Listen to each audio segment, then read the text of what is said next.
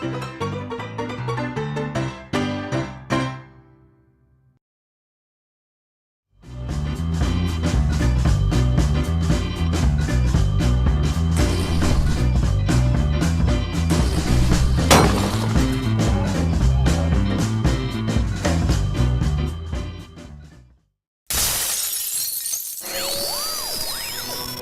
intend to offend, we will offend, and if you have a delicate sensibility, click the X button in the corner, or if you're on a Mac, the red button in the left corner. Monty, welcome to the show of offending people. Well, it never happened and I make shit up. So just, for the last couple of weeks, everyone that has asked for a reading, apparently you're all from Scotland, from Hurley in Scotland. You all live the same lives. It's very metaphysical, because we're all one.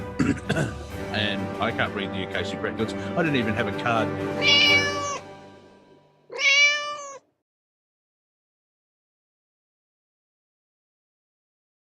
Motherfucker, mute button. Welcome everyone to another adventure into comedy. I am joined by my intrepid comedical co-hosts, Monty Dean and the Bruce McDonald once again.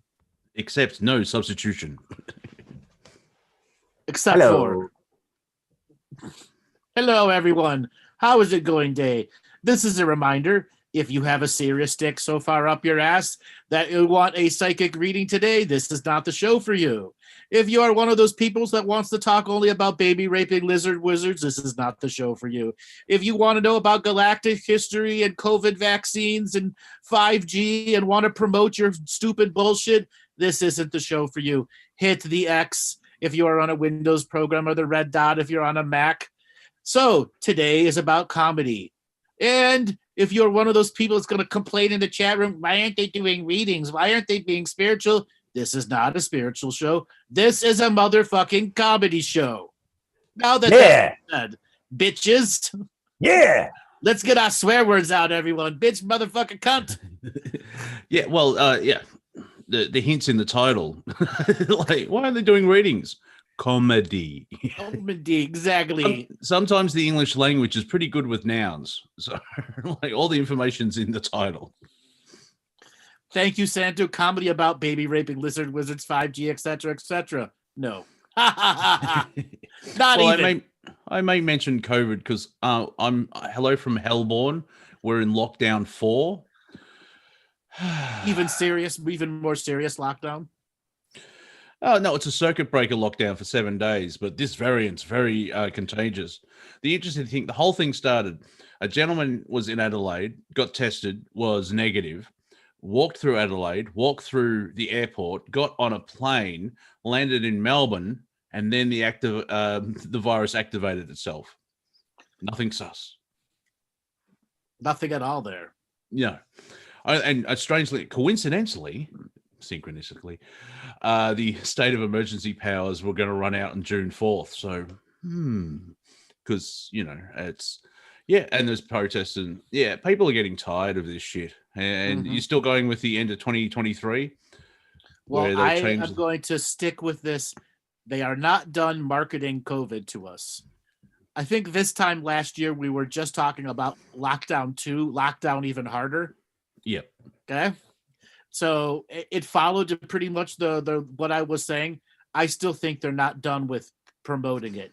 Fauci's not out of office yet. You've got lockdown there. I think they're just going to give people a taste of freedom before they put the scare factor back in.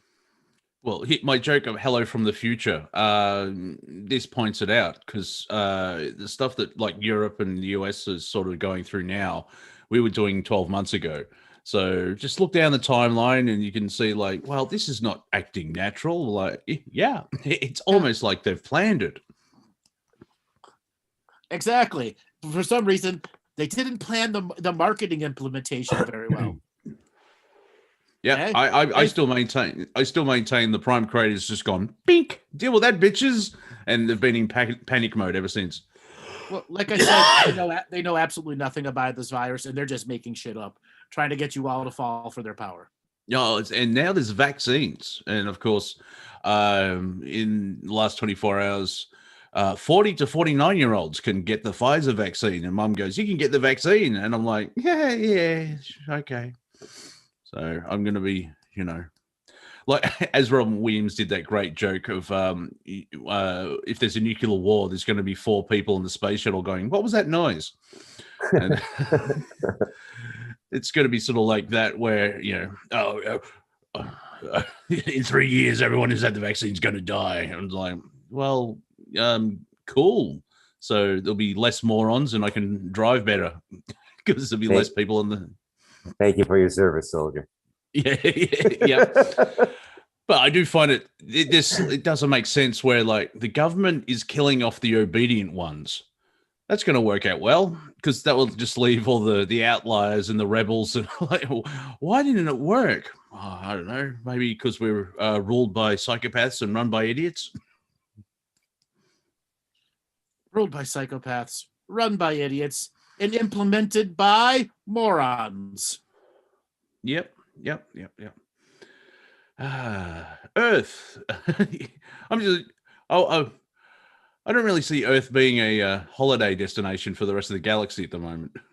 Oh, it is absolutely a holiday destination for the rest of the galaxy. Old Vegas, Monty. Old Vegas. What are you talking about? Exactly. It's old Vegas here. Exactly. They get to do whatever the fuck they want and get away with it. Yeah, fair. Yeah, so it's Westworld on the galactic scale. Yeah. Exactly. Except they're real people. Well, no, because you reincarnate. It's like you don't replace the androids. Just the software doesn't change, but the hardware does. It's very unique. Yes.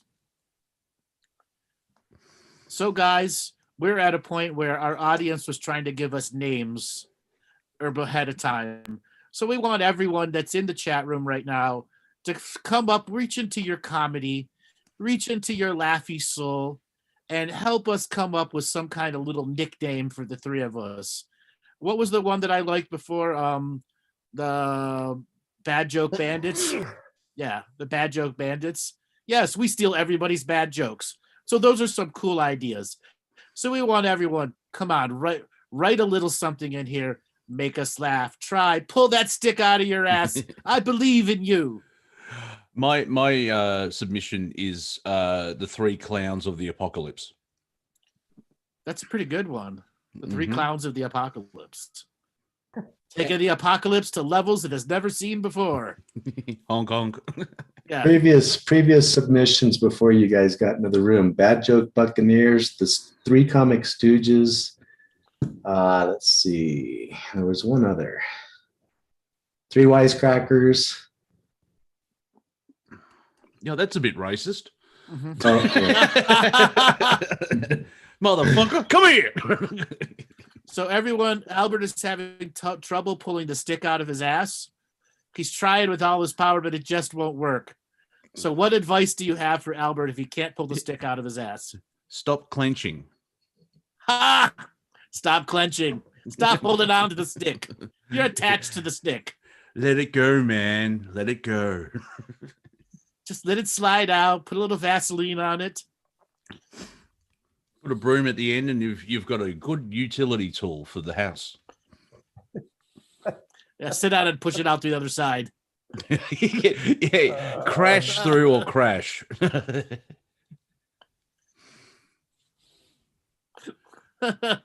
Crusading varmints. There you go. I read that as vermints. I'm like, that's a bit. Oh, right. Okay. Yeah. Oh, Casey, quick. Someone licked the stick. Now we are getting raunchy. Thank you. Yeah. Did someone in the Galactic Historian Organization get laid? Because this week's all about sex. Or are you trolling everyone in lockdown?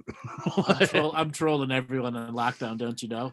Yeah, let's see, you're all at home and you can't go out and meet people. And we're going to talk about fucking. That's right. I'm going to get you all horny motherfuckers and give you a comedy show. Dear me. Good times. And so, Andrew, we agreed to this because that's usually the question. When I see all the shit show and everything in consciousness unfolding, is like, remember, you agreed to this. Fucking. Well, Monty, there was a moment where we're all fetus in the wombs. Bruce was there, Robert was there, and I'm trying to pitch this idea to you. Come on, guys. I know you're going to be in Australia. Bruce, you're going to be in the Talamanca Mountains. You're going to be a Canadian that goes there. I'm going to be this Galactic historian guy, and we're going to do this comedy show. Come on, guys. Volunteer for it. No, well, that's fine. Yeah, I'll agree to that. It's the other bit of like, while we have to do the comedy show. No. But I have to live this karmic resolution life. Bruce, I've got to be a writer in Canada doing technical work. What? Yeah. Wait. And then you're like, wait a second. What is all this other shit I got? I didn't create that part.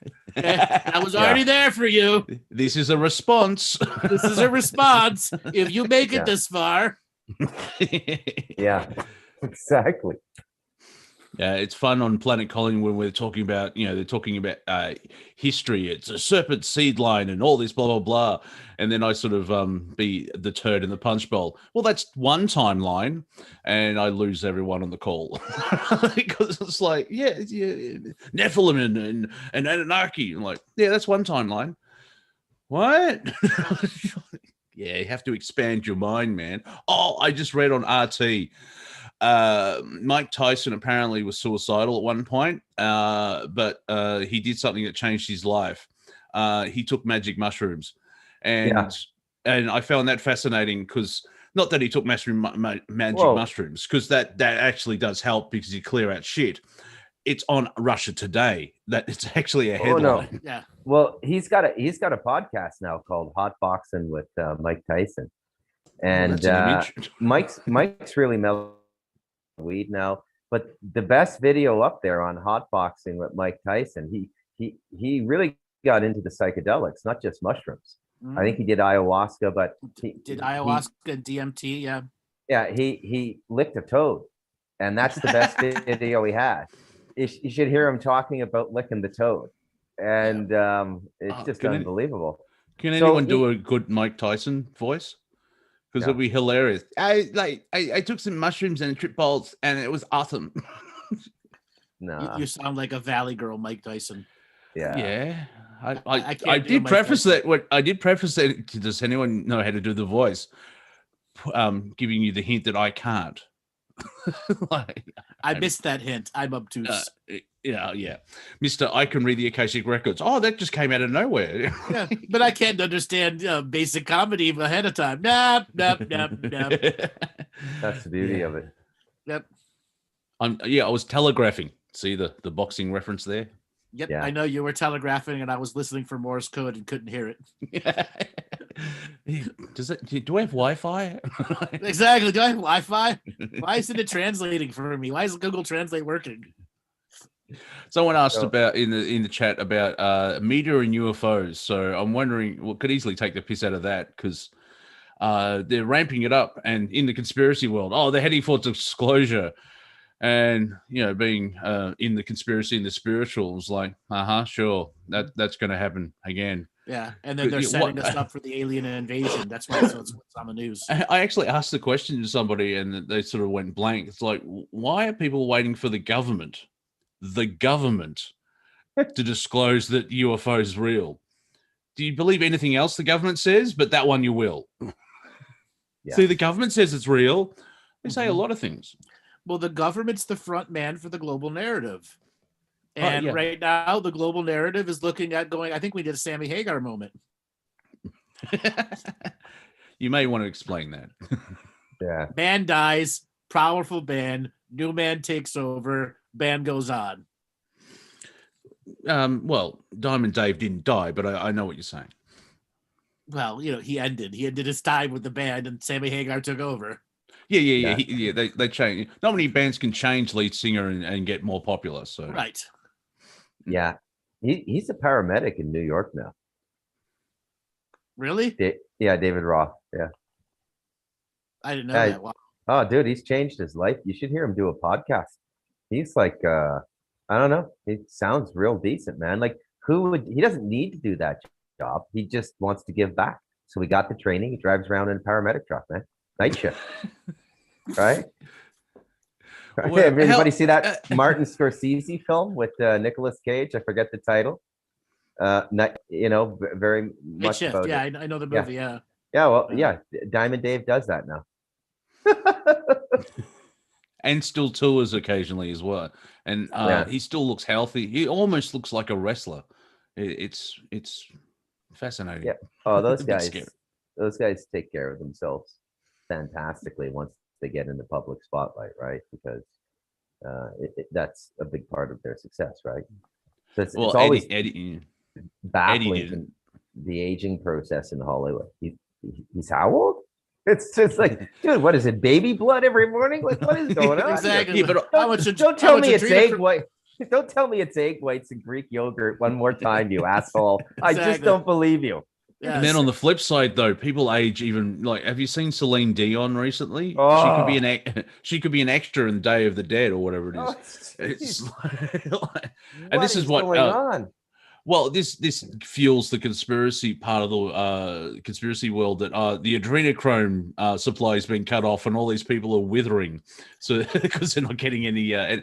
But I'm watching movies and TV shows that are just 10 years old, and it's like that person aged poorly, and then you have someone like Kate Beckinsale or Jennifer Aniston, and they haven't aged a day type thing. It's like, do you have a portrait of yourself in the attic? Like Dorian Gray. How is this like? Yeah, like, are you getting fresh baby each day? What's going on? Yeah, so there's a brilliant kind of TV mimetic mind aging moment coming up. They're doing a Friends reunion. You can see some pre-interviews now with the three guys and the three girls interviewed together separately by gender. Wow, the women did okay. Matthew Perry sounds like he's gone 10 rounds with Mike Tyson. Well, he did a lot of coke. He did a lot. Yeah, he has issues, and apparently he's getting shit for it. It's like, oh my god, look, he aged. It's like, he's been battling addiction for 15 years or even more. It's like, it's more of a positive thing of like, he's still here and he's still battling it, and the mind's still there because I've seen bits of it. I've sailed the high seas and downloaded it. I'll be watching it later because I liked Friends when it came out. Apparently not many people did, and a lot of Generation Z is like, oh, it's all homophobic. It's like, it's the mid-90s. Fuck off. I will say this, Monty. I respected their respect for coffee, but that's all I liked about the show. Yeah. Listen. Anyone that was in the 90s that said they didn't like Friends, liars. You motherfuckers. Yeah. The ratings proved it. Yeah. I remember watching it for the first time, and I thought, did Australians write this? Because the comedy was it was fresh comedy at the time, and there's a reason it went for a decade. And this is in the time of Seinfeld as well, and based in New York, but completely different versions of humor. And it's, I don't know, I don't know if I'll watch it now because it's we've all moved on or whatever. But when it was on air, it was huge, not ratings and everyone. And I mean, there's the haircut, the Rachel, and of course, all the ladies were very attractive. So there is that. Yeah, they were attractive. Come on. Mm-hmm. Yeah, that's top notch booty. Mm-hmm. Yeah. Mm-hmm. Yeah. Back to the sex thing again. I'm here to torture y'all. I was in tears, y'all. I actually shared a meme of Darth Vader where, in Star Wars: A New Hope, Vader starts choking one of the generals at the table, and that's a great business model. Like, just chokes a guy in a business meeting, but he starts choking, and the guy says, "Harder, Daddy," and then Vader goes, "What?" And the other guy goes, "What?" That's good.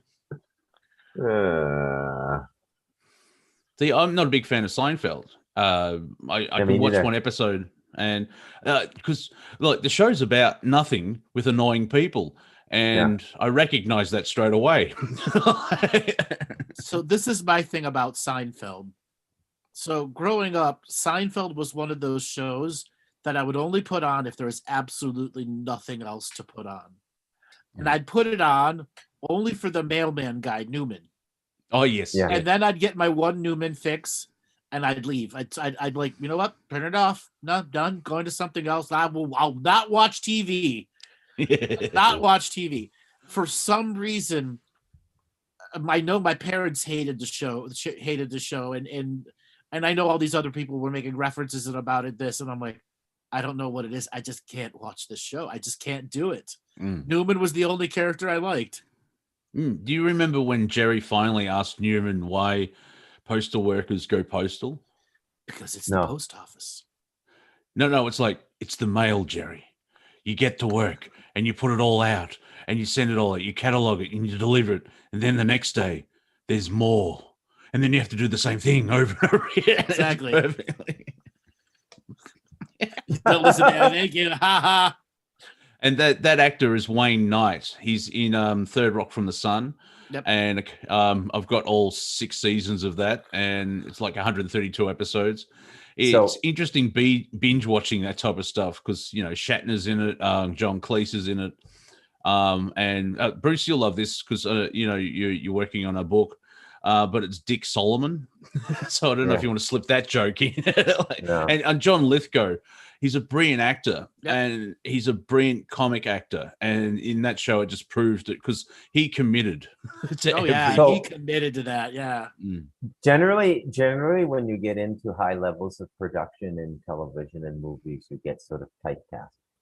But one of the things they'll do every once in a while is they'll do what I call an inversion cameo, where someone you became very comfortable with appears in another role years after you forgot them, and it's absolutely shocking. It's a complete inversion of what their original typecast was. An example. Does anybody know Newman's?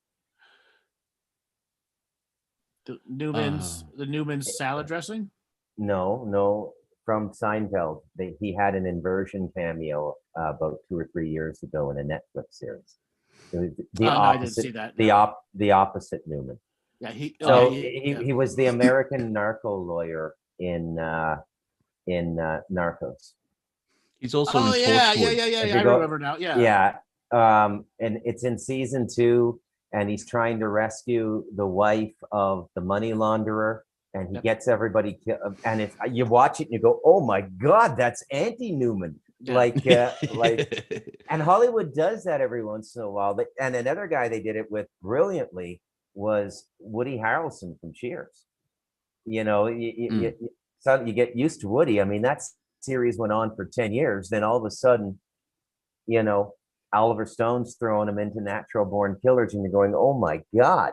Then begins the career of Woody Harrelson, which you never would have imagined after 10 years of Woody on Cheers. Right. He goes from Cheers to that to White Men Can't Jump. Yeah. Oh, yeah. Money Train. I like that film.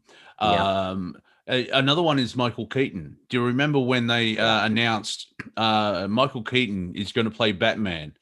What, the comic? Yes, I remember that too. But except everyone forgets his 80s serious 80s movies. Yeah. He's having a bit of a comeback now too. He's been in a few decent big Hollywood movies. There's another one coming out, you know. He's finding some good roles for a guy his age. He gets asked occasionally on talk shows, so who do you think should play Batman? And his response is, "I am Batman." I am Batman. And in the Batman universe, there's a show called Batman Beyond where it's set into the future, and so people are, you know, if they ever make a show like that where Bruce Wayne is extremely old and he finds someone else to be the Batman, they want Michael Keaton to play the old Bruce Wayne, which I could see him doing. Mm-hmm. Well, when I see that, I'll be like, well, finally they're doing it. Finally connected their stories, because we got the Eternals trailer now, and how the Black Knight, because in the actual comic books, the Black Knight was a big part of the Avengers, and in that one trailer scene, they're like, well, I could take over. Okay, you know, giving the signal and the hint. But I really wondered how good Eternals is actually going to be.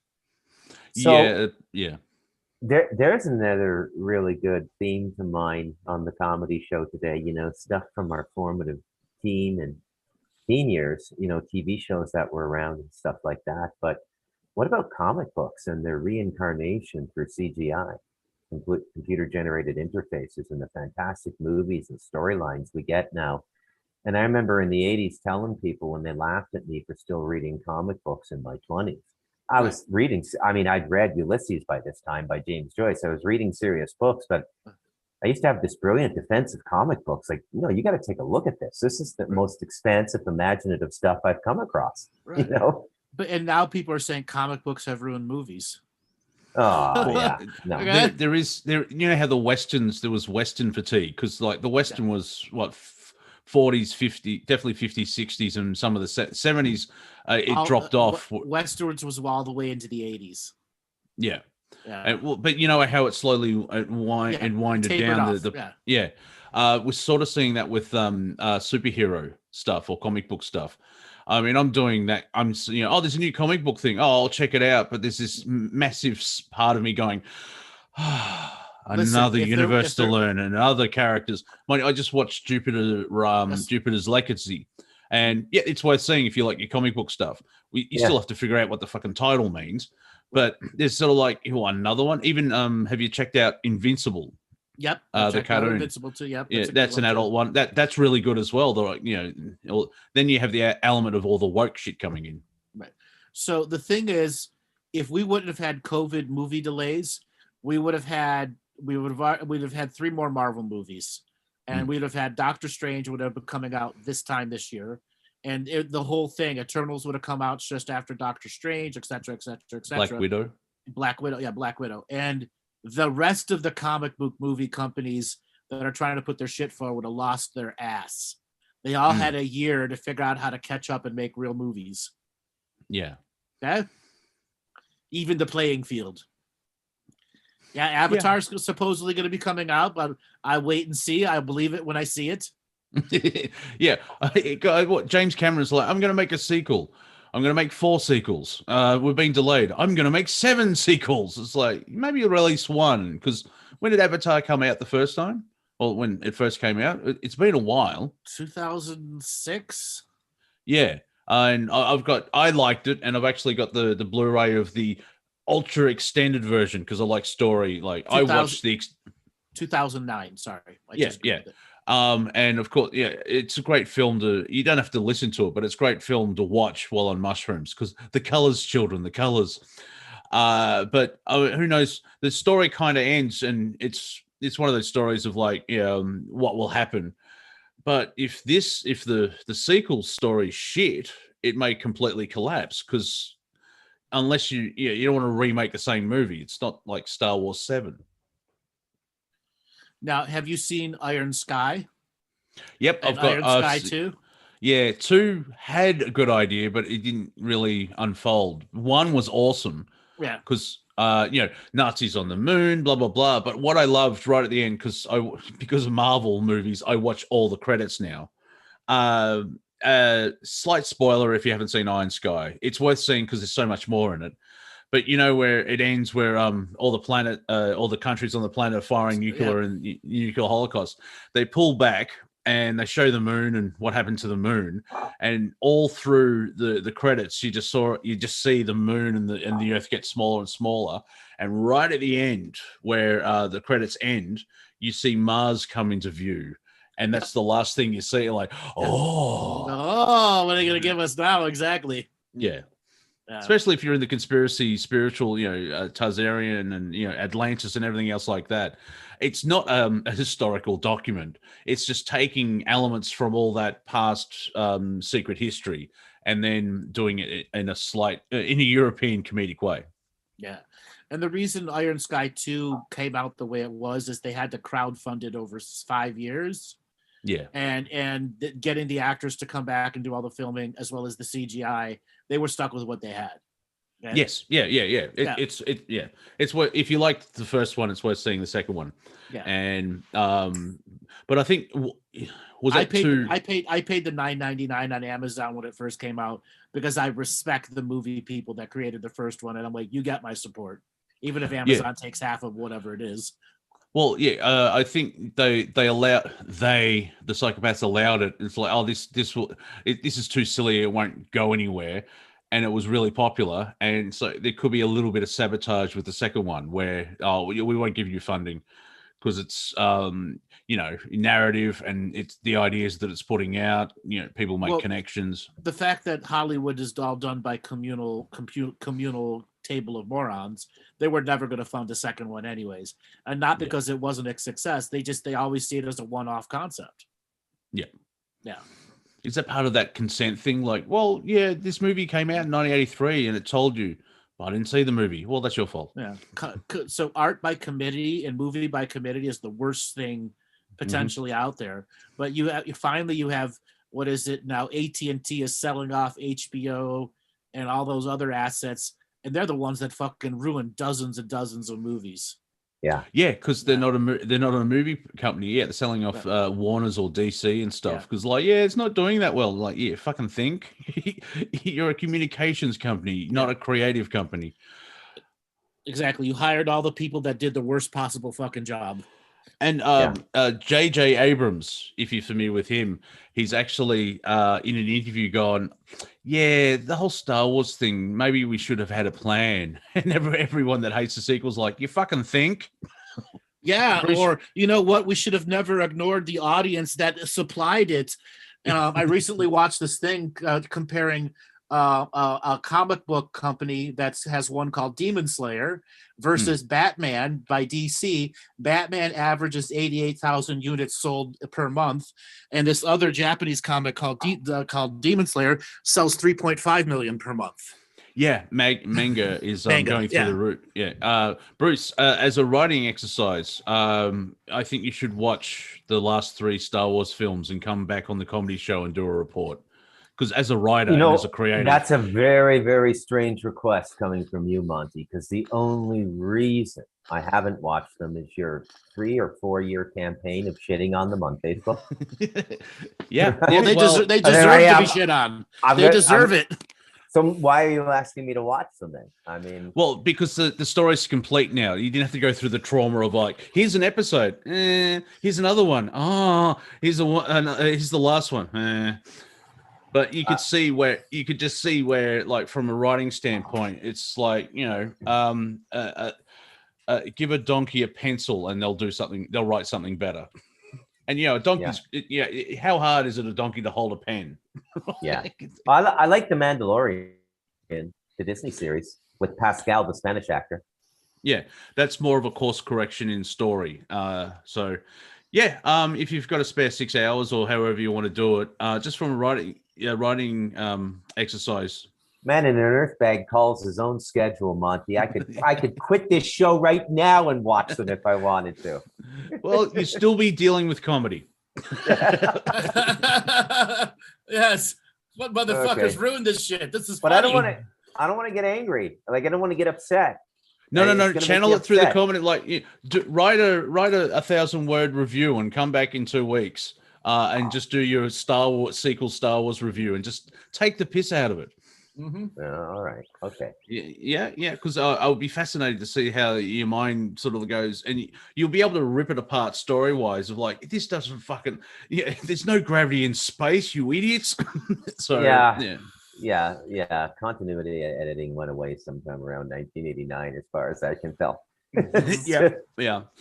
But I remember when the Force Awakens came out, I made a prediction where episode 7, the remake, episode 8, oh, for fuck's sake, the reboot. The remake, the remake, the mistake, and then for fuck's sake. And strangely enough, that's what you get. Yeah, and then the next episode is the reboot. Nothing happened. Remake, redo, director's cut. No. Reboot, reboot 2. Yeah, what they're Star Wars looks like they're going to go for a multiverse reality type thing, which is like, DC, Marvel, they've got all that type of fucking thing done with it. Nice. The fastest memer in the West.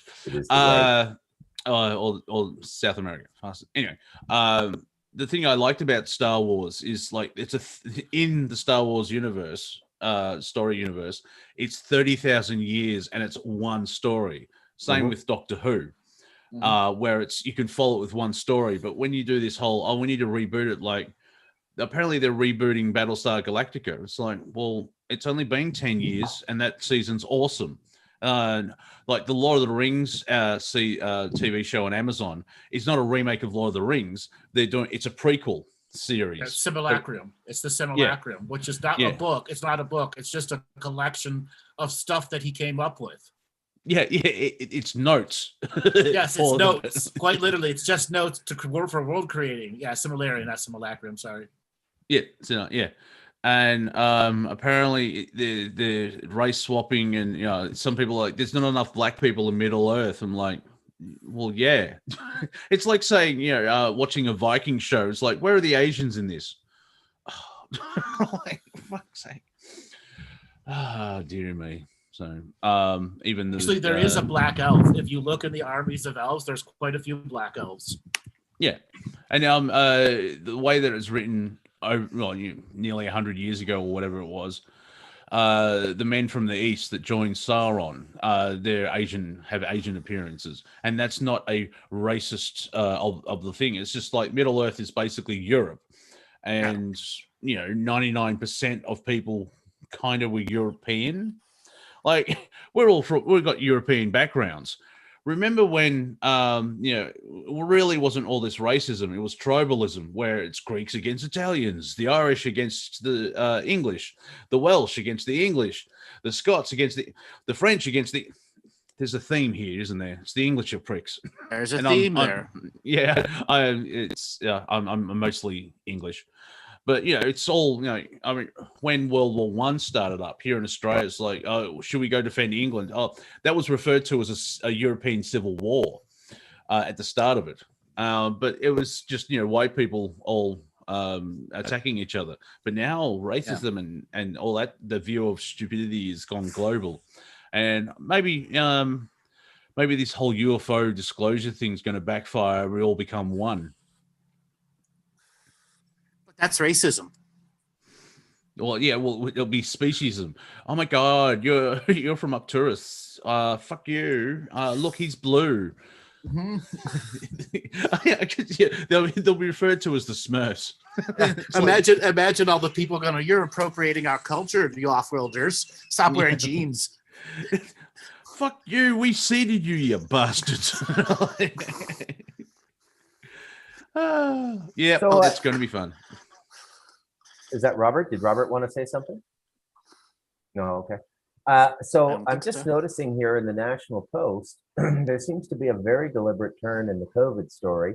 This is our national newspaper. It's kind of like the Washington Post and the New York Times all in one. And the headline is "The Very Strong Case for COVID-19 Leaking from a Chinese Lab." Oh, yeah. And Biden had put the quash on all of that.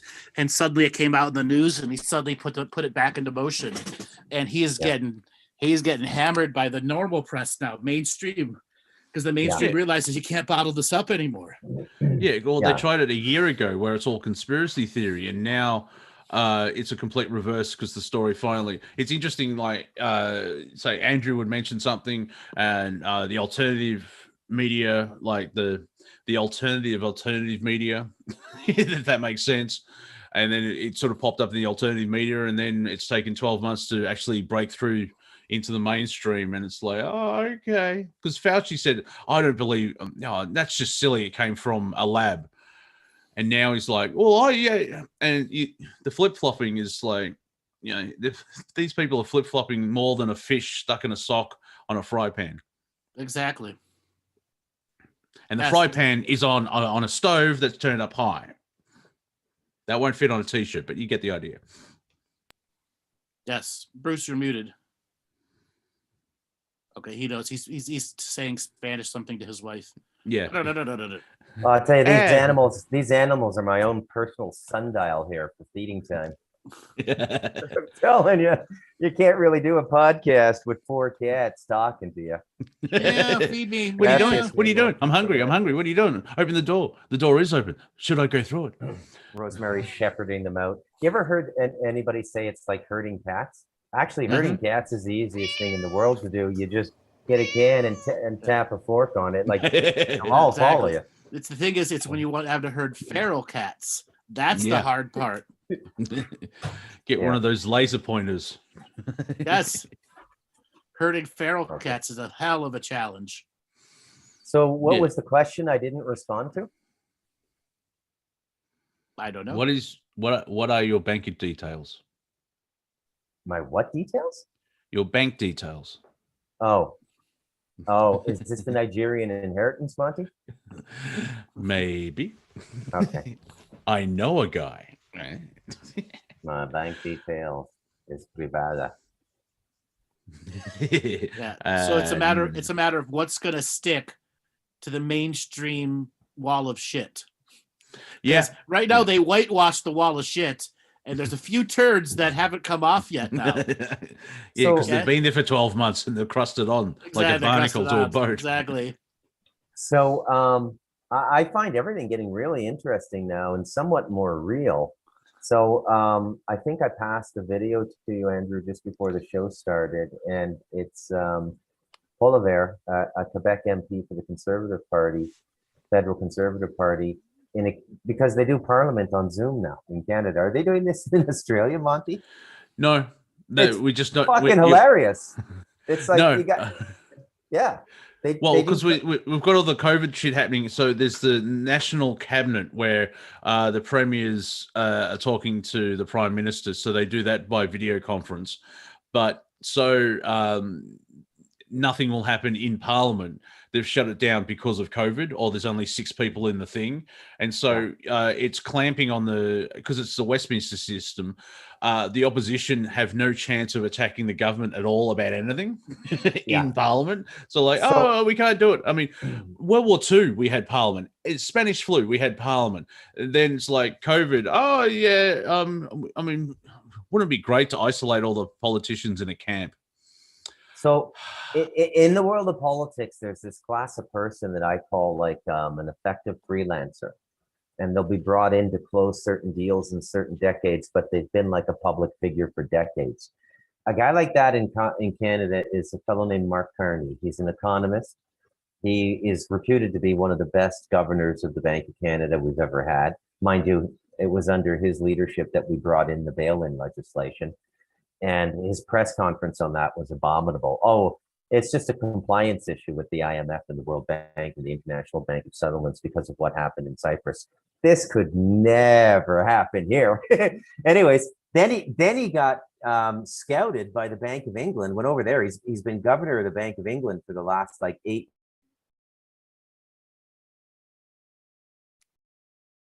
Yeah, remember he paused on 8. Yeah, so no, I'm online. I just saw a signal there. Now he's back in Canada as a federal MP with Trudeau in the Liberal Party. And this Quebec MP just grills him about shutting down the Alberta pipeline, while in his private financial life, he and his partners have billions in the Brazilian pipeline and another one somewhere else, I forget. And in the course of the debate, the conservative from Quebec just calls him a Davos elite right to his face. Ooh. So it's like the alternative narratives in free volunteer podcast radio is kind of merging with the mainstream now in some capacity. And as a spectator on a mountain, this is great gladiator sport for me, in effigy, because nobody really gets cut. Yeah, it's like they won't pick up the Bilderbergers, even though they keep meeting every 12 months. And they see. But the one that they do talk about is the Davos, which I always think of the creator of the Daleks when I hear that. But that's Davros. Yeah, Davos is the World Economic Forum. It's Klaus Schwab. Yeah, I always think his name is Anal Schwab. Yeah. There you go. There he is. There's only a few million. He's got the creepy look too, like an Irishman who managed not to drink in public. I won't be having a shot here. I don't drink. Outside of the house. Yeah. It's a complete oxymoron, an Irishman that drinks alone. There's something wrong with that whole statement. Those are the evil ones. Yeah, those are the evil ones. Did you see? I remember seeing the Family Guy. They just how they do those little sketches and asides from the main story of the episode. but they actually the reason this is the reason that Atlantis collapsed. It was the Irish. All right, just before we get to it, I've invented a new drink. What's it called? Whiskey. And they all drink. Let's try it, and they all start fighting, and that's how Atlantis collapsed. Yeah, the distilling of the spirits is quite something. Distilling is fast. The Cable Car distill here. They drink all the time, but it's like a 3 or 4%, like 3% alcohol level, and they do it from a fruit base. It's called what's it called again? I'll ask my wife. I think it's maybe Robert knows. It's called Cheech or something like this, like Cheech and Chong, but just Cheech. Chicha. Chicha. It's made from any root vegetable that you care to ferment. Yeah. So they have that stuff, and I always wondered. I always wondered how humanity found out certain things. Like, did some monks just left some fruit over for 6 months and let it ferment, and like, oh, that tastes. I wonder what that tastes like, and drink it. But doing the audiobook for Stardust Ranch, we're multidimensional beings. How did they find out ayahuasca? There's millions of blood. Well, the plants told them in their dreams. Yeah. Well, that makes more sense. Yeah. That makes more. It just all those questions now. It's like, well, astral. So I got to do a plug for a really not well-known enough Canadian now. I believe his name is Wade Davis, and he was National Geographic's explorer in residence for a decade and a half, and he has a PhD in ethnobotany, and he wrote Serpent in the Rainbow. Right? If you've seen that movie from the 80s, he went and made a study of voodoo, and he lived in the rainforest and lived with the tribes, and he's the one who started to tell people, like, these people are doing chemical concoctions that at the level of timing, mixture, and sequence is postdoctoral. Like they could be working at Bayer Pharmaceutical. And he asked them, he said, how did you learn so much about the plants? And the shamans told him, well, the plants talk to us. Like, what do you think, dummy? Like, exactly.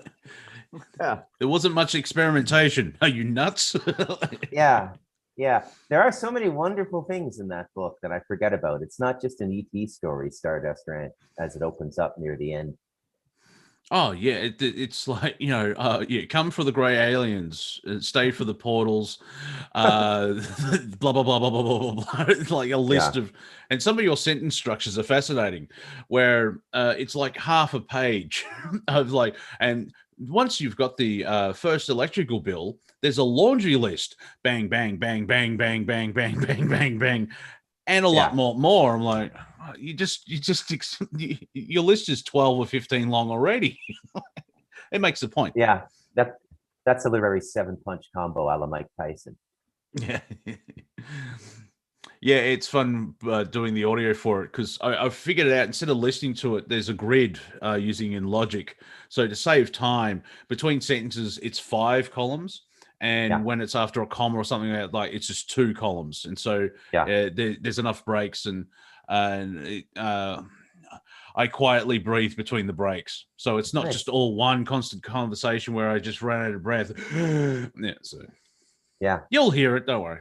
So on a side note, the guards that let Epstein die, they're admitting to not filling out paperwork. How long before those guys die? Well, you Death sound pool. like a conspiracy theorist. Death pool. How many people do we have here on the show today? They admit to faking the records, or were they just given more monies to just take the hit? Yeah.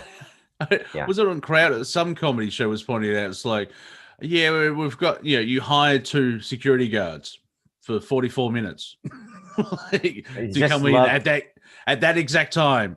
And there's it just builds it up where this is not a conspiracy theory. It's called logic.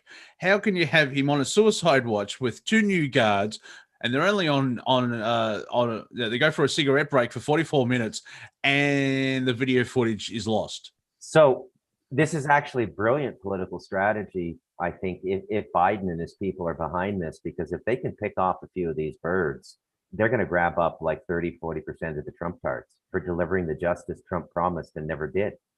Right. So there's a way there's a way for Biden to harvest this very positively. I shouldn't be advising the weasel, but there's a way to harvest this very positively but they have to do inner circle sacrifices, right? But they're all prepared for that. Hail Satan! They'll go down.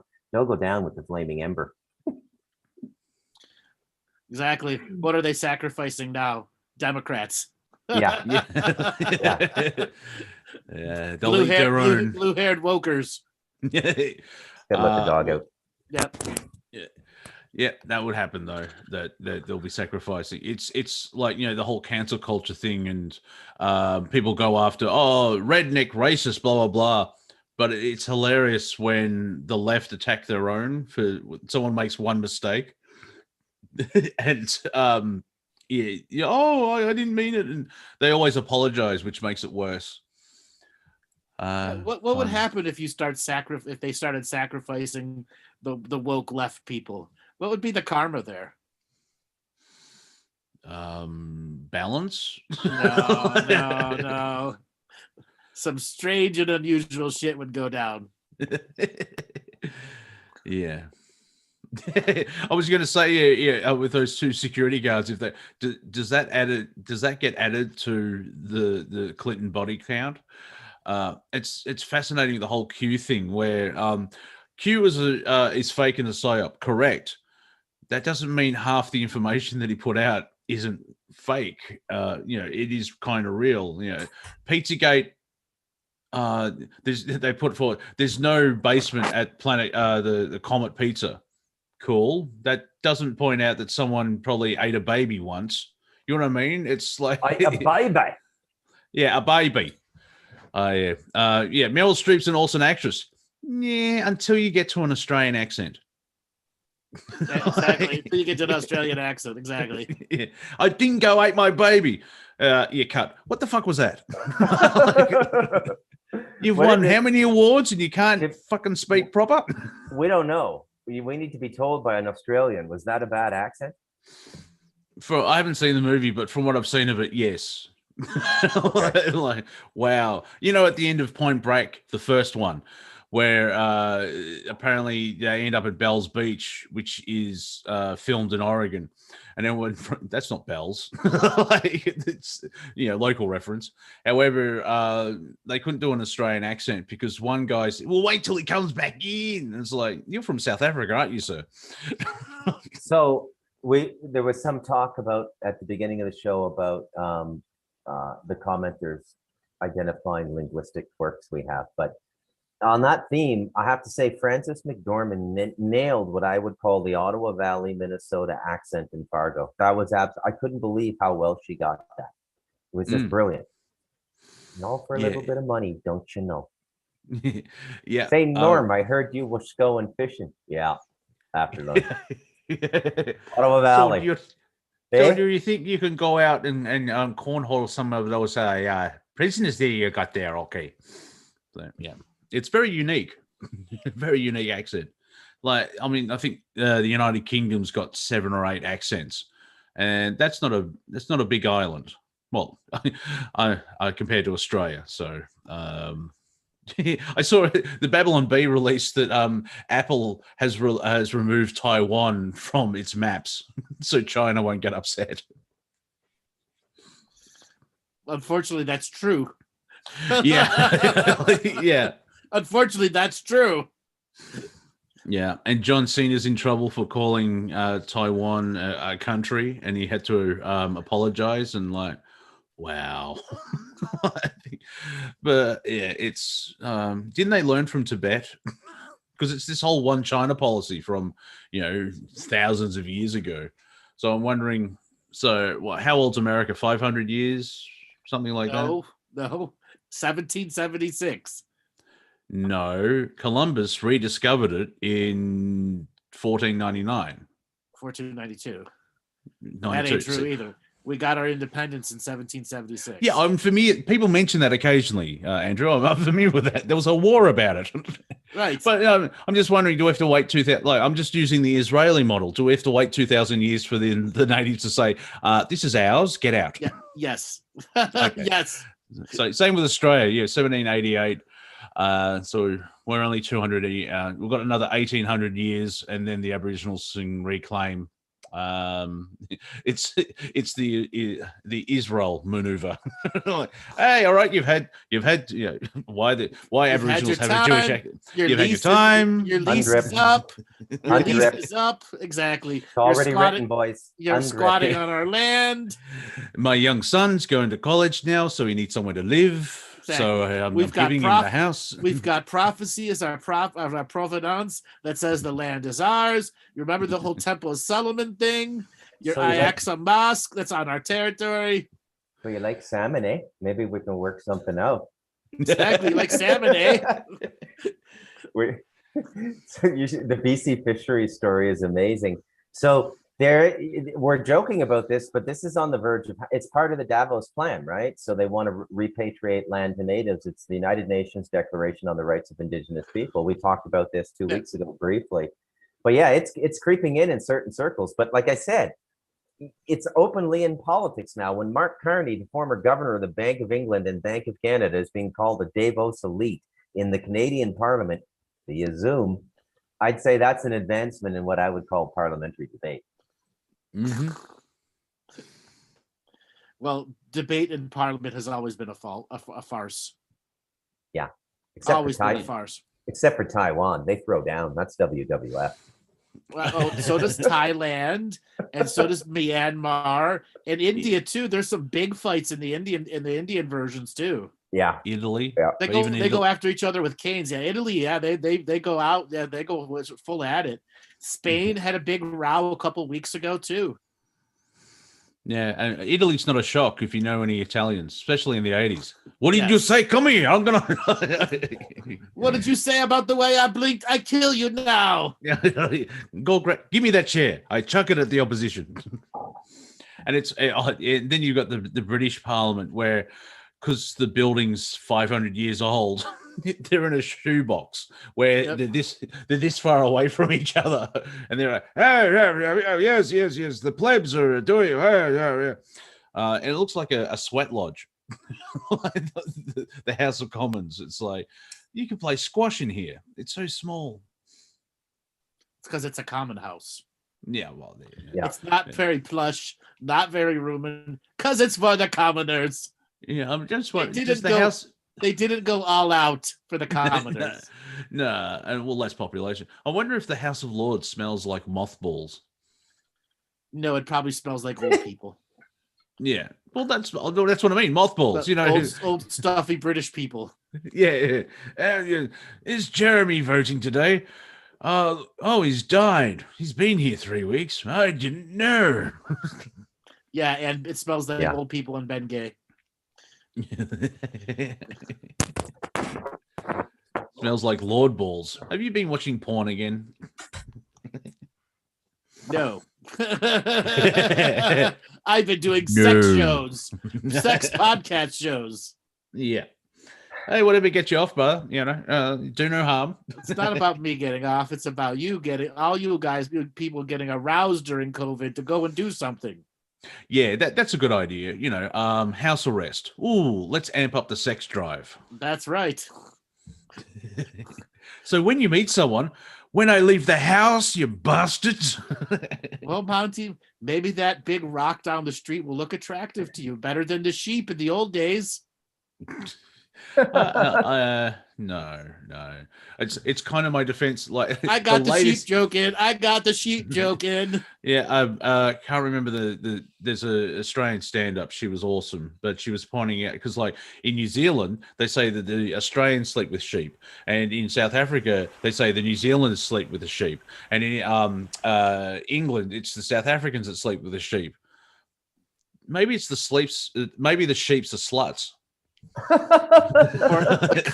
the common theme is they are generally Irish and Scottish. I know. Yeah. The ones that are sleeping with the sheep that got sent to the other countries. That would be pure British people there.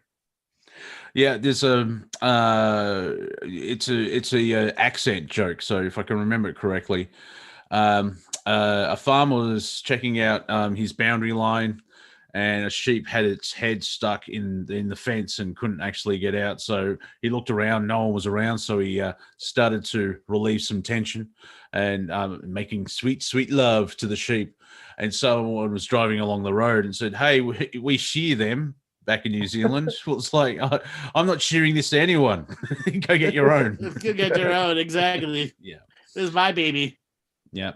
A clean joke about sheep in New Zealand is New Zealand only has 4 million people. They have 8 million sheep, but they've only got 4 million people. That's 2 sheep for every guy. Wow. Well, no. There are women exist, Andrew. I'm sorry to break it to you. There are some women in New Zealand. Really? I didn't know that. So it's 4 sheep to every man. There's 2 sheep for every person. Yes. There are female Scottish people who might enjoy sheep too. We don't know. And we don't want to know. So please stop sending the letters. They just don't get caught. Dearie me.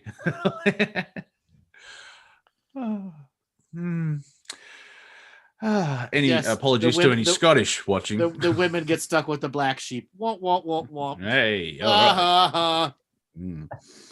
All right. Well, did you know that in Lord of the Rings and The Hobbit, all those wide shots of the armies, sheep in clothing? Yeah, sheep in clothing, exactly. There we go. Yes. The answer is yes. Yes. On many levels. Taking the photo, putting the meme up, dressing the sheep like that. I love it when you see a sheep that ran away. It broke from the herd. I think the other sheep call it a conspiracy theorist, but they're not fleeced, and so they find the rogue sheep up in the mountains, and they actually shear off all the fur or whatever it is, and it comes in at 60 kilograms of wool because it's like. That's it's nature having its defense. Like the wolves can't get to the body. It's just unless they bite the head. But yeah, I've seen those pictures too. They're just absolutely astounding, and really it proves, I think, that sheep also have a symbiotic relationship with humanity. They need to be sheared periodically, right? And they can't do it themselves.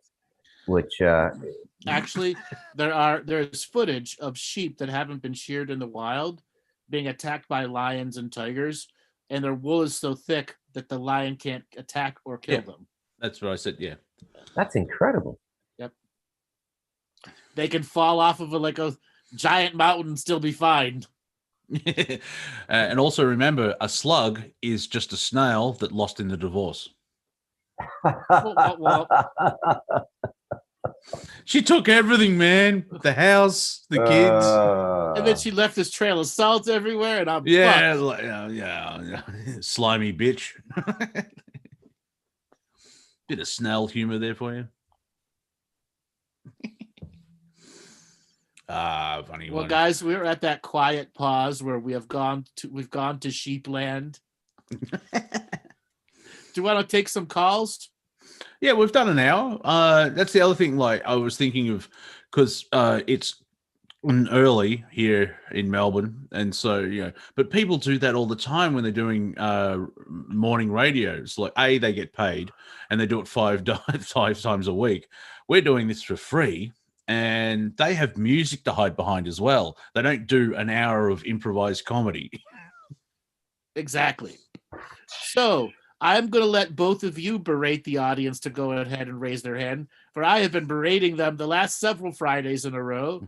So, Bruce and Monty, take it away to motivate that audience. Well, see, they're afraid of you because, you can look into their Akashic record. It's like, that one time at 7, it was your fault.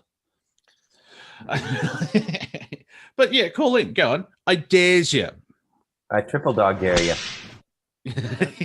No one's listening. Oh yes. Well, I mean, are you chicken shits? Are you pussies? Are you completely scared of just 3 guys talking shit? I mean, honestly. I mean, true. We're on. It's been recorded and archived for all of eternity. But if you know Andrew's work, you know that everything you do is recorded for eternity. So So what's the problem here? I'm alone. No, you're not. So remember that when you They're bringing in a surveillance system, Monty. Their marketing ain't working. Their marketing ain't working. They ain't raising their hands. And remember, when you masturbate, you are not alone. Yeah, the fourth dimension. The fourth dimension is watching. This is for you, Grandma. Oh. Oh, Monty. Still, no one's listening. No one's raised their hands yet. You must. Yeah, anything you want to ask, anything we've talked about, anything we haven't talked about, anything we might have missed in comic books, especially comic books. Serious Bruce is just not going over like a lead balloon with them. Yeah, anything you want to talk about, just call in and. No, no one's raised their hand. Serious Bruce went over like a lead balloon. We Nothing's motivate. Ah, you got a hand.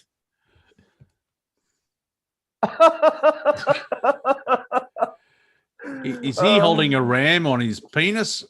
Yep. Anyway. Old Ramcock's at it again.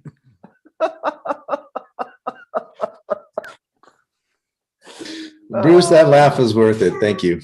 Yeah, and when he said Ramcock, I got an image of Mickey Rourke jumping off the top ropes and doing a ram jam in The Wrestler.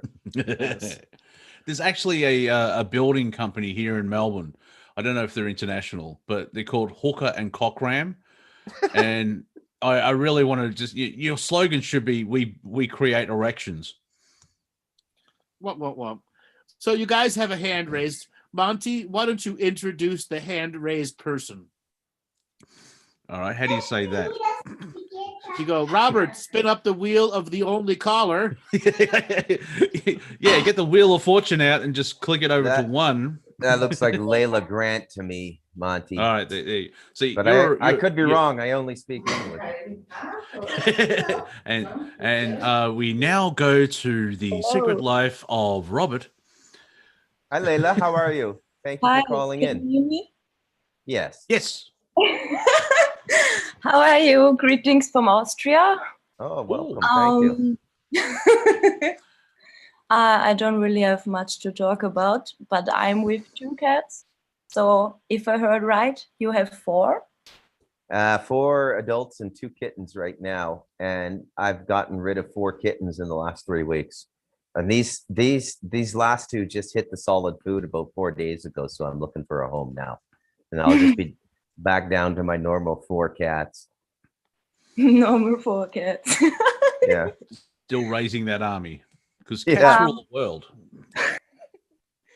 I was really afraid to raise the hand, So, oh, we understand. Why were you afraid? There you go. There you go. Are we threatening? No. But is it because of you're from Austria and one of your favorite countrymen kind of did a couple of things in the late 30s? I don't know about that. Oh, no. He's German. He's German. But Vienna's in. No, where's Vienna? Austria. Yeah, there you go. I keep forgetting I'm not that. from Vienna. Okay. Well, I know the Renaissance was there or something, or something. Me, no history bad.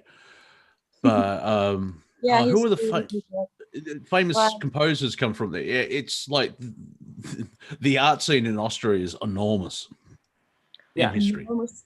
Well, I like it. I was not so much around the world like I want to be, but I think it has a reason when you were born in some country, maybe.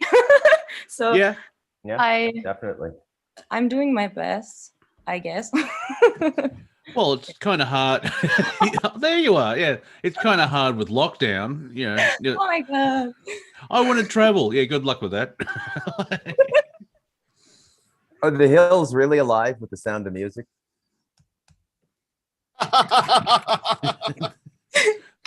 Or is that the hard questions here? Is that just mythology that's degenerated? Hollywood propaganda. Yeah, Hollywood propaganda. I think trees and mountains are alive. Yeah. So. What is the sound of music? I know that is some dumb thing to talk about or to ask, but I never got when Trump was in action when he called us forest people.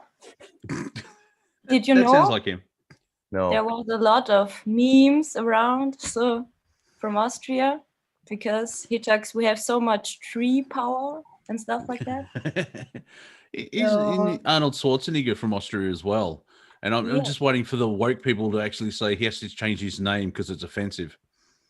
Yeah, I think Arnold Schwarzenegger is from Styria. Yeah, I'm from Styria too, but not from where he is. Oh, yeah. And apparently his dad was affiliated with a certain political group or something. So, and he ended up being the governor of Canada. I know, California. Yeah. You should get How did that go? You should get a DNA test, Layla. He might be your dad. Did you work as a maid at his mansion?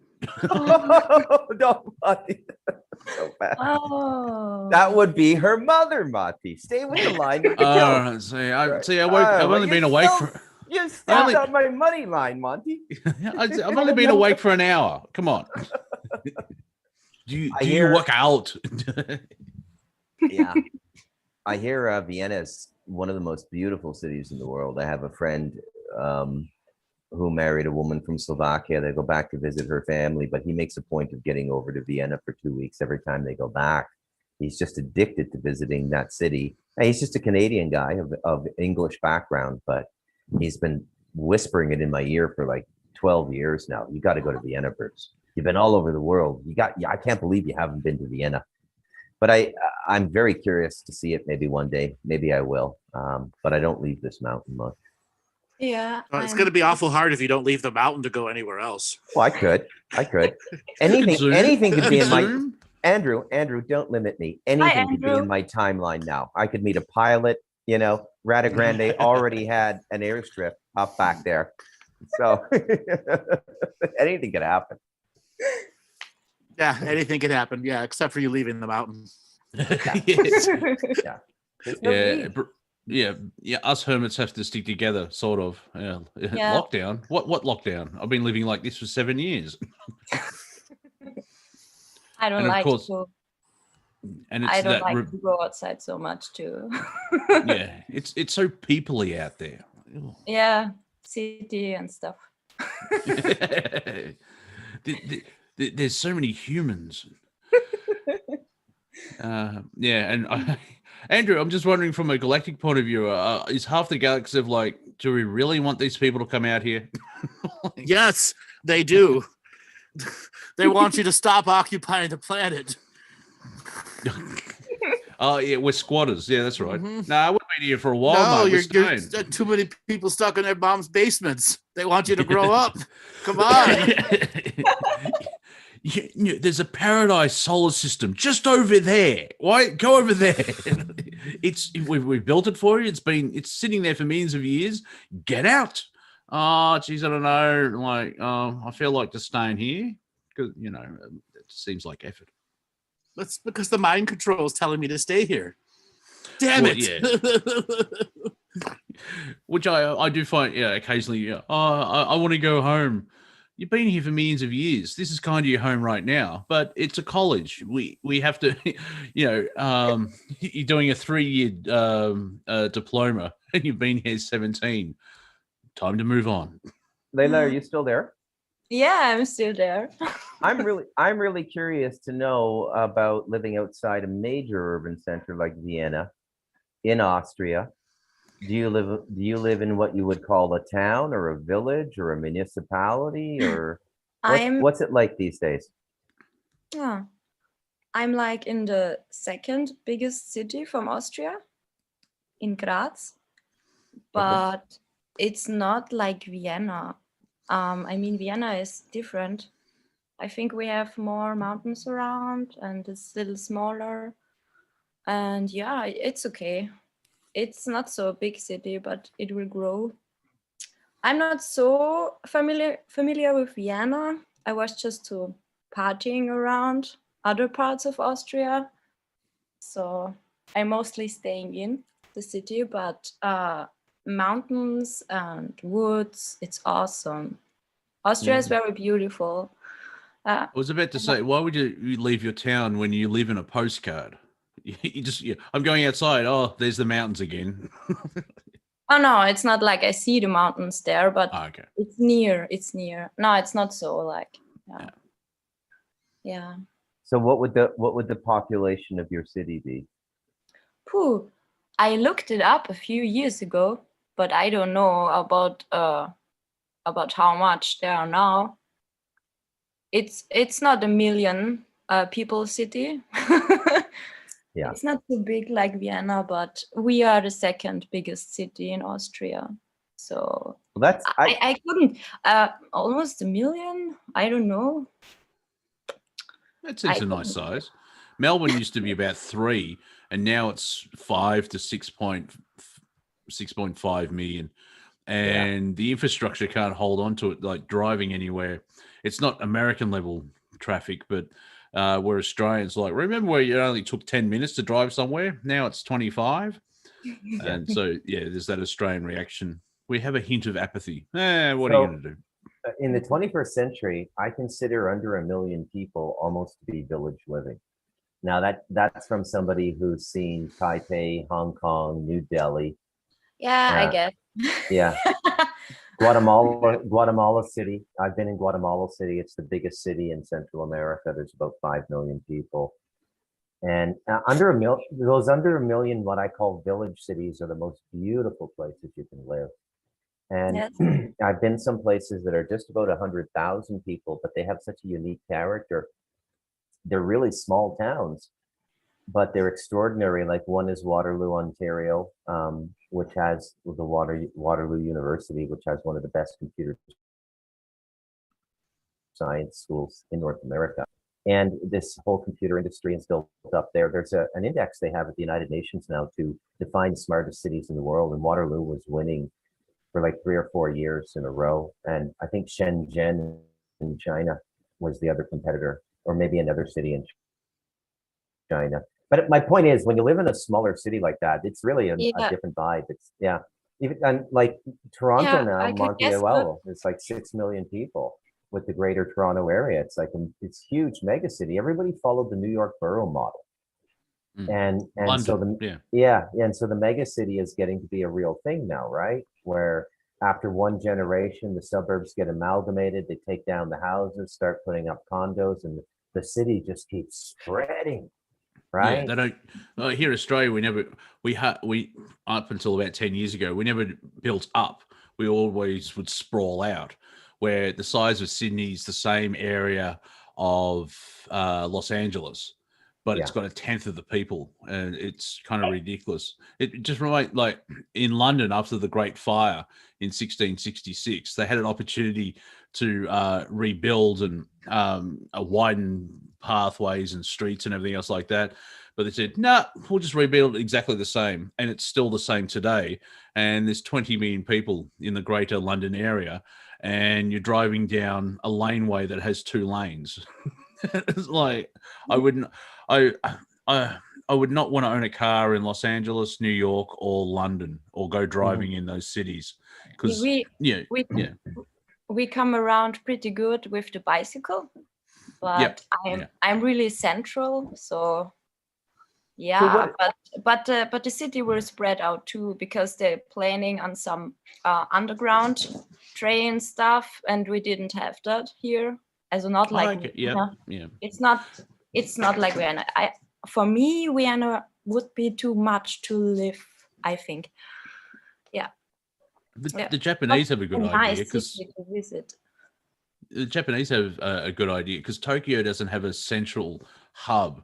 I think it's got 4 central hubs. In Melbourne, because over time it's like our train system's like a cartwheel, so everything just goes into the center.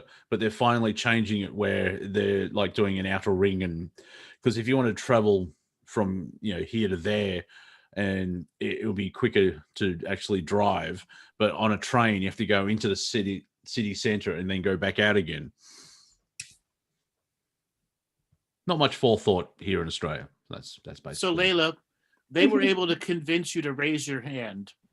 So now I want you, Bruce and Monty, to encourage the audience to raise their hand. As I said, for the last several Fridays, I have been berating the audience someone raised their hand. Fear of the Galactic Historian. Fear, exactly. All right, Layla, thanks for calling in. Thank you, Layla. Thank you. Oh. All right, Robert, spin the wheel of collar. The caller. This will be quick. Wow, there's Just a hand spin raised. it. There we yeah. go. Tanya. With an interesting last name for this for the last 18 months. Yeah. Hi guys, how's it Tanya. going? Good, Great, thank you. where- Happy Friday. Yes, where are you calling from? Well, Andrew, I really love that you're rocking out the Golden Gate Bridge. I'm calling from San Francisco. Wonderful, thanks a lot. Have we made you laugh? Have we made you laugh today? Yeah, I've been cracking up today. I have to say, yeah, a lot of little funny things. Yeah, enjoying. You guys you're very lively, very lively today. And because you live in San Francisco, you got to laugh because homeless people just take a dump on the sidewalk, and then the government allows it. Sometimes across the street from my house. Yeah. Yeah. Or like that gentleman in front I did have a guy sitting on my stairs one day when I came home, and thought, gosh, how do I get this guy off my stairs in a subtle way that isn't saying get the fuck off my stairs, dude. Yeah. In a light worker way. I said, do you mind moving? Because I have to wash down my stairs. I pulled the hose out of my garage. And so he looked at me and he pulled his pants down and he said, can you hose me down too? While we're here. Went, oh man. That wasn't exactly my intention, but I just said, here, you can do it yourself. And handed him the hose. It's the land of the free and the home of the brave. Indeed. Yes, indeed. So I was driving across the Bay Bridge a couple days ago and noticed that San Francisco, the population is 808,364 or something like that. So we're just under that million mark. Yeah. Yeah, but that doesn't include. It doesn't include the Bay Area. All the rest of the suburbs. Yeah, not at all. Yeah, because it's like 22 million people that live in the three cities. Yes. Yeah. Yes. Yeah.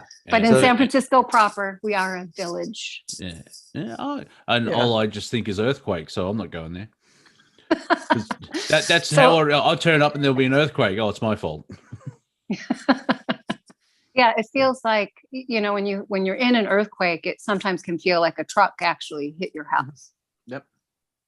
Yeah, I can imagine. Yeah, and then everything goes ding ding ding ding ding. Yeah. Give us a bird's eye of San Fran. Like, what's it really like living there? We just hear it, through the news. It's So my perception is a city that's been completely distorted by misapplied liberal policy, radical liberal policy. Would you agree with that? I don't know. I think what I love about San Francisco, it has a number of vortices. And Andrew, I think you've lived here before too, right? Yeah. San Jose at first and then San Francisco. Yeah. It's a giant portal and it has a number of vortices. And the way that the tide comes in and goes out creates these pockets of really intense energy, and so people come here from all over the world, and I think that the energy moves in and moves out. So if they need to work on shadow, they're going to find it, right? If they need to connect to the light, they're going to find it. It's a place. It's like a really interesting, creative melting pot where people can kind of be themselves, and I like that. After the earthquake, the 1900s San Francisco earthquake, and they didn't know what to do with all the dead bodies, usually just buried over everything. You don't realize the amount of dark magic rituals that were done with all those dead bodies, because all the dark wizards and secret societies, oh the shit, dead bodies that weren't war, great, let's do something. All those Masonic societies, oh my god. So it's intense. Yeah, it's a fucking portal. And then there are places like where you're down by the Bay Bridge and the fog moves in. You're like, oh shit, the portal's taking me over. Run, run away. Is that what, like, is Silicon Valley connected to that darkness because that's San Jose, which is about 60 miles, 45, 60 miles south, dead center, the dead center of there. And San Jose is very different because it's a desert that they built a city in. It's really, it's a it's like the Middle Plains desert there that they just built a city in. All right. Yeah. It's just fascinating that I mean, like that LA place too. is, it's weird that the big tech decided to would just grow naturally, or is there a reason that you know Google, Twitter, and YouTube, or all those? There's a reason why. There are Air Force bases there that had the original network servers that got sold to them, and the original server farms were there, and they just built buildings around them. Moffett Field. Sense. Yeah, Moffett Field. Yeah. My dad flew out of Moffett Field in the '60s, and that's where he actually met my mom. So that's where the first server farms were, and companies just built up around the original server farms. Well, that makes sense. Yeah. So hopefully it used to be all orchards. Horses and orchards. Exactly, just horses and orchards. Yeah. Well, like Orange County in LA, guess what they had? Horses and orchards. Oranges. Exactly. Oranges. I think an Englishman probably named that. What are we going to call it? Well, there's a lot of oranges. Orange County. Well, oranges and lemons, all the citrus fruits were there. Yeah. And actually citrus fruit grows really well. San Francisco is like a tropical environment because it's surrounded by water. So I've got lemons, I've got oranges, really nice. Yeah. Lots of fruit. Then the other thing is, like, when you go north to Santa Rosa, it's 100% completely environment. It's more desert. It's more deserty than San Jose. And then you begin to realize that's just as haunted. Like Santa Rosa, it's just as haunted. The amount of people that died on the road from San Francisco to Portland that didn't take the boat. Man, that's a haunted ass road. Haunted road. Yeah. The King's Road, El Camino Royale, right? And there's a mission every 16 miles because that was the day travel. Yep. So and a lot of dark energetic bindings around those guys. That's right. There's a Masonic temple every 16 miles. Yeah. Okay? Bound in by that prayer. Exactly. Bound in by that prayer. Exactly. Yeah. And you can actually see them. Yeah. Yeah, exactly. I wonder what the First Nations of that area look at it now and go, oh man, they've ruined everything. They ruined everything a long time ago. Like, we don't want the land. Seriously. We want some other land. No, you can keep that. We're not taking that as reparations. No way. How do you how do you rebase, reprime, reboot, or clean an area that haunted? Let me ask both of you. Well, I'll say, so I do a lot of grid work and I do energy healing work, and you can't eat that buffet in one bite. You got to do it one bite at a time. I have done a variety of shows where people have asked me, how do you clean up the war zones? How do you clean up the cities? And you need teams of hundreds to go on the surface and go meter by meter. And those hundreds need hundreds of support behind them to stop the attacks that are going to come when you stir up the shitstorm that doesn't want to leave, that's deeply embedded in there. So it's teams that have backup teams, and the backup teams have backup teams. And you go meter by meter by meter. Okay? That's how you do it. Wow. And it's all energetic cleansing. One guy's got their sage stick, one guy's got their wand. Everyone's going to have whatever techniques they're going to do. And then you will have full-on manifestations of ghosts who come out of the ground going, you ain't kicking me out of here. Fuck no. And it's going to be on full-on boxing matches with ghosts. They're not going to go. Yeah. Sounds like World War One. Yeah. A little bit at a time, starting with each individual, right? Well, not to mention the amount of people that you're going to need 30, 40,000 people, to example, like clean up like the Bay Area. The Bay Area. Wow. And it would take probably 6 to 10 months to do with 30, 40,000 people. And that doesn't even guarantee it's permanently clean. There's a lot of ghosts who figure out how to get back.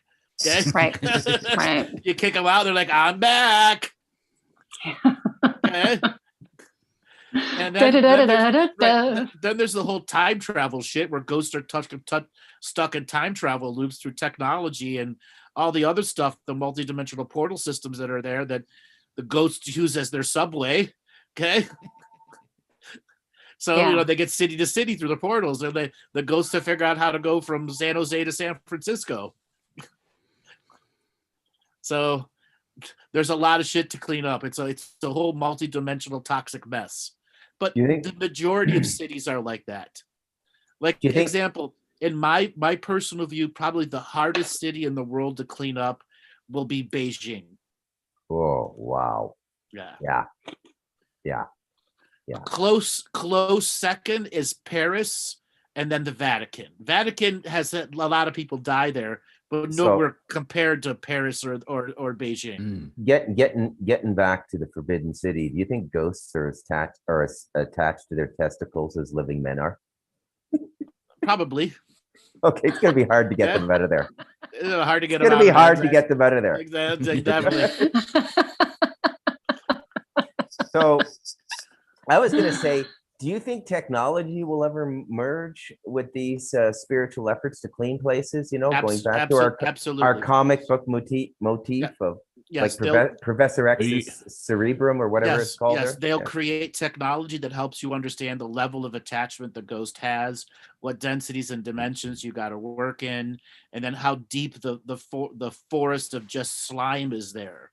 The slime is the harder to clean up than the hardcore entities because the slime could be 7 or 8 dimensions thick. So basically what concrete, So what you're saying is that Ghostbusters will slowly turn into a documentary. No, the slime is like hardened concrete that's crust that the ghost can draw energy from. And once you clean up the slime that's crossing dimensions, the ghosts don't have any energy to draw. They have to draw it directly from you. That sounds like Ghostbusters 2. So yeah, I like the game. But yeah, it's fascinating how I guess the cabal has to be defeated to do that, because if we did it now, there'll be I can see them defending the position. And they also wouldn't defend the position. They'd be like, go ahead, try. Exactly. Yeah. Go ahead. Really, I'm not going to interfere. Those guys are well defended. They're entrenched. Go ahead and try. Good luck with that. Good luck. Mind you, also, exactly. Who has 40,000? Who has 40,000 friends? Right. You know how we're owned by psychopaths, run by idiots. Please take the title of being idiots. Now it's your turn. Exactly. Now it's your turn. Yeah. Yeah. A lot of cities, you talk to people like, oh, there's no grid work. And it's like, just look at the map, like, because it's just basic thing where instead of working with the land, it's like they raise the land. Stupid English language, raise by destroying everything. But you look at Melbourne and you can see what part of the city or town was created, because it's just a massive grid line. It's a pure grid, so you can go that way, that way, that way, and that way, instead of just like Rome or London, the really old cities that didn't have much town planning, or they adapted and worked with the nature that was around with them. Well, they were like London's a lot of little villages. Yep. Yeah. Yes. The amount of homes in between the village just got more and more and more until they're one big city. Like in Melbourne, Melbourne, I think, was 1835. It was founded, and so it's pretty young compared to other cities. And we have avenues which are at least 30 or 40 feet wide, where you've got massive houses, no nature strip, but then there's 3 or 4 lanes for cars going one way, then 5 meters of grassland, tram tracks, and then all of that is reversed on the other side as well. So it's huge. And then you go to London, and you've got this little laneway that is a thoroughfare road. Something else that is with the ghosts that are in the Bay Area. So long before the earthquake that was there, you had plagues, you had die-offs, you had all sorts of things. but you had the Spanish conquistadors really come in and set the city up long before the Americans took over. So there's a whole different form of dark wizardry that was done early on there. And then different secret societies kicked over, took out the old secret societies. So there's just layer upon layer upon layer upon layer. Layer upon layer. Right. I mean, looking at some of like the magic, the dark magic that like Crowley and his gang did around here. Oh yeah. There was a reason they were there. They're like, hey, we got all this shit to tap into. We can build on it. Right. We can build it. Right. And then there's the Bay, which has its own dark energy. It's had its own monsters that were in there, and it was well known about before, the Westerners took over that area. Okay. Like the Kraken type energy, or the giant squids that would, tear people off the beach. Right. Yeah. Well, and if you've ever read any of Jack London's early work around sailing the Bay, talks about it being the hardest place to sail in the world because of all the vortices and the energy spiraling and patterns. Yeah, fascinating. Wow. I've got a feeling none of us are going to get a job at the tourist board for San Francisco. Come to San Francisco. San Francisco, open your golden gates. Beware the death vortices. Come and beware the death vortices. It's interesting though that the flip side of it is because I love my music. The music scene in San Francisco, like the amount of bands that come out of there, and they're all quirky and weird in a certain way. For me, you've got Primus, Mr. Bungle, Metallica, Faith No More. There isn't sort of like, there's small little pockets of waves, but when you look at just music as a whole, there's just so many other. I'm probably missing a shitload of bands that come from there, but there's that freedom of artistic expression as well. Yep. Well, I thought Metallica was Seattle. Am I wrong about that? Oh, completely. They started in Los Angeles and they moved up they found a bass player who lived in San Fran. And the only reason that he would actually join the band is like, you move out of LA. And so they all moved up to San Francisco at the start of 83. Yeah. And then, of course, you've got technology. So a brilliant wave of creativity spread out of that area. You got the Presidio and all the hijinks that went on there. But you can camp. You can camp in the Presidio. Yeah. Right. Never.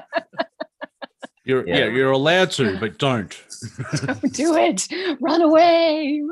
Well, in just talking about Metallica, interesting enough, they when they were doing their St. Anger album, which they were filming it for a documentary which turned into some kind of monster, they actually rented out some of the buildings at the Presidio, and that's when the band nearly fell apart. I wonder if it's linked.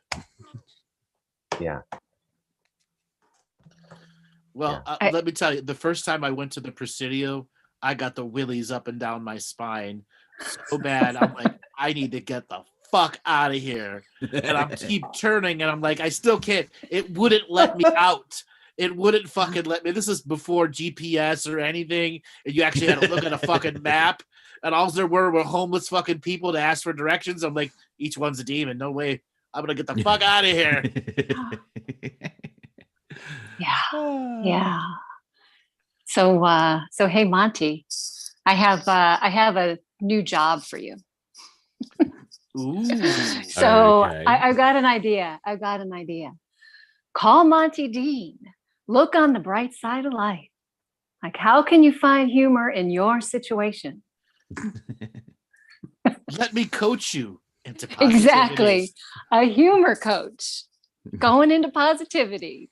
How can I laugh at this, Monty? How can I laugh at this? So you found out you had cancer, you drank too heavily, and you climbed up your 4 flight of stairs to your apartment, sneezed and fell down, and now you've broken every bone in your body. Good luck with that. I'll give you a real world example, Monty. So my nephew Tattoo got bit by a 2-meter tercial fellow 2 days ago. Bit right through his rubber boot. Make us laugh. Well, at least it wasn't a hippopotamus. man, that's a remarkable comeback. I can't believe you pulled that off. Exactly. At least it would have been dead if it's a hippopotamus. You just See, need a if anyone little can more do it. pressure, Monty. You just need a little more pressure on you, Monty. If anyone to bring can out your do it, you best. can, Monty. I know you can. Well, ironically, Bruce, if there's no pressure and I just let go, then it flows. So, like, if there's pressure, I freak out. I don't know. Now, is that referring to the whole man or just his junk? My God. Oh Yep, my God. just his junk. Oh yeah, yeah, just his great. junk. Hello, I'm Monty. I'm Brian's penis. So Monty, you could put a disclaimer. If you are not a funny person, you're about to die, you've had COVID, I'm not the comedy coach for you. yeah, there'll be a warning. Yeah. Cancer? I'm a Pisces. It doesn't really work when I go into hospitals. But Doesn't really For exactly. entertainment purposes only. Yeah. Exactly. Coaching for entertainment purposes only. Yeah. Oh, I'm not a doctor. I've met one. No, you're a doctor of comedy. That's right. I should buy a white coat. Then you'll listen to me. Look on the brighter side of life. That's right. That's right. So Monty, if you were a Muppets character, what would you be? If You're muted. We can't hear you. I'm not muted here. You just went suddenly silent. See, I'm telling the truth, yo. I'm being censored. Well, I said is if I was the love child of Slater and Waldorf and Animal.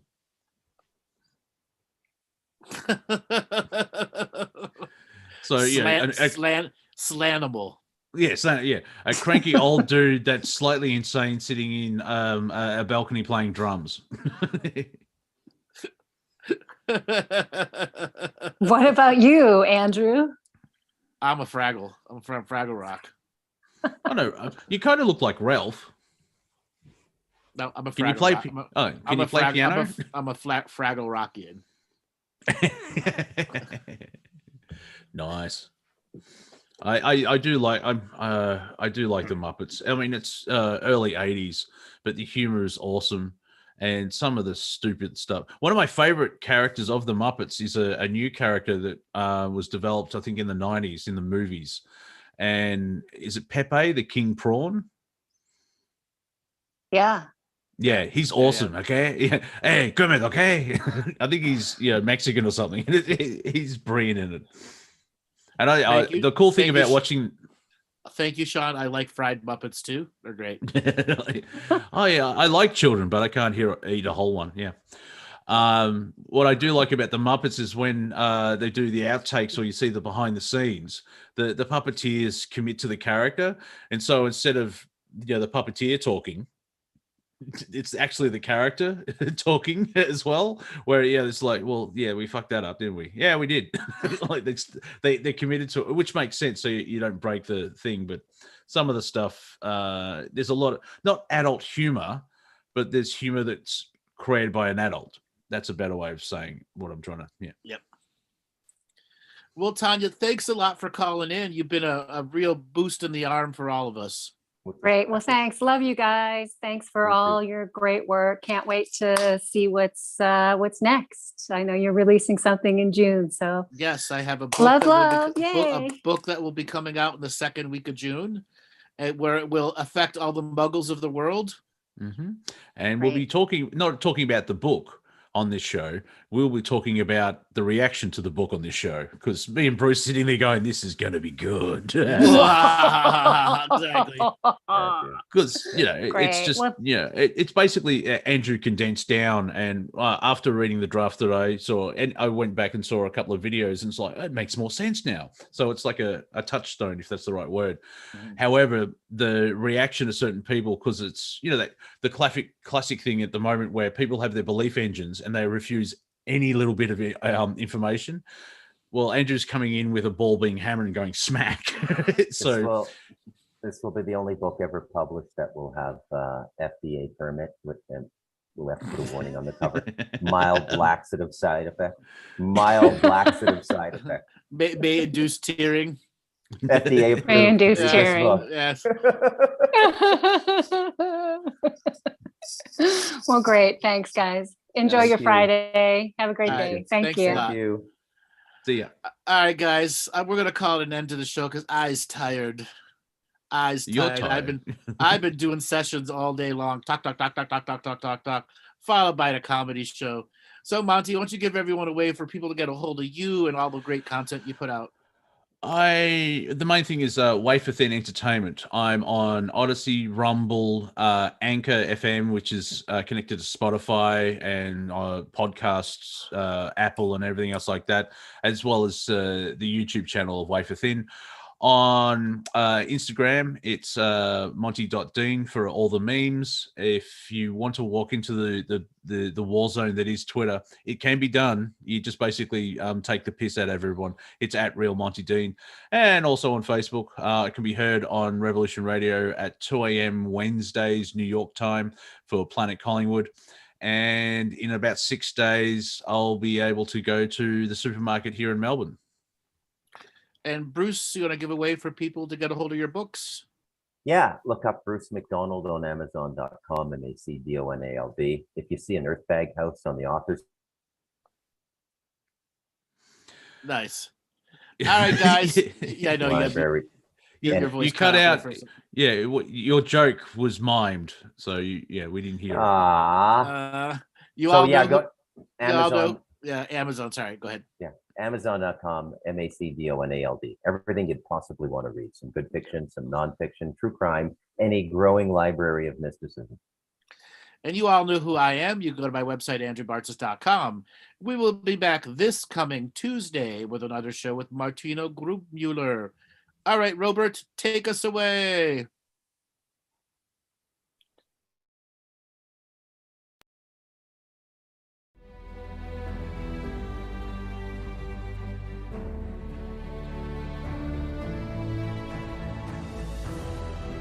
Each different bubble of reality is true.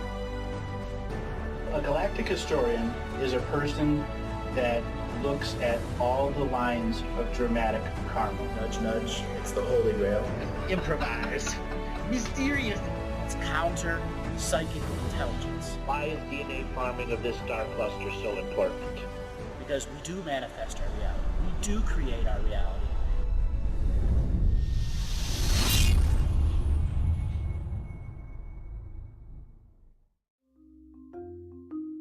Hello, let's create, let's co-create, and let's change this world with love. No matter if you're from Alpha Centauri or Earth, we all began with the same birthing process. We live in a limited point of view. Living the mystical life daily is about striving for the unlimited point of view. Each day, each human being gets an infinite amount of choices. Living the mystical life daily is about facing obstacles and challenges. The level of awareness that you are working at means you have a responsibility to be equal with it. How does one truly let go of expectation?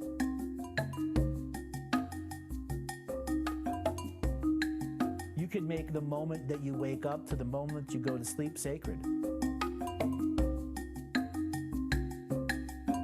The keys to success: choice, choice, choice, and choice.